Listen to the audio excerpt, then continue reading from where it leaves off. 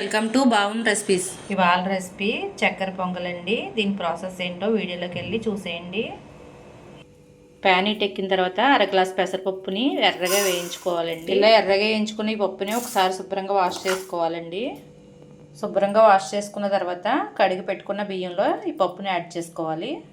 3 గ్లాసులు వాటర్ వేసుకోవాలండి. 5 విజిల్లు వచ్చే వరకు ఉంచాలండి. గ్లాస్ బెల్లం, 1 గ్లాస్ పంచదార, 2 గ్లాసులు వాటర్ వేసుకుని పంచదార బెల్లం కరిగితే సరిపోద్దండి. పాకం ఏమి రానవసరం లేదు. ఇలా కరిగితే సరిపోద్దండి. ఇప్పుడు ఉడికించి పెట్టుకున్న పప్పు బియ్యంలో వేసుకోవాలి.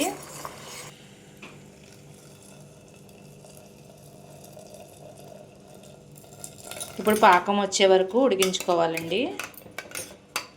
ఇలా దగ్గర పడిన తర్వాత యాలకుల పొడి యాడ్ చేసుకోవాలండి.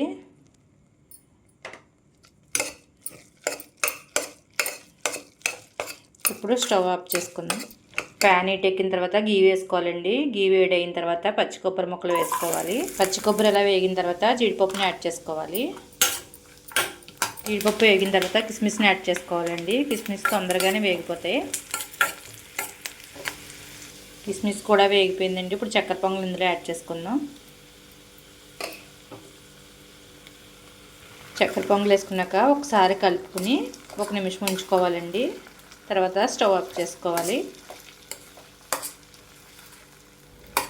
ఇప్పుడు స్టవ్ ఆఫ్ చేసుకుందామండి. రెడీ అయిపోయింది.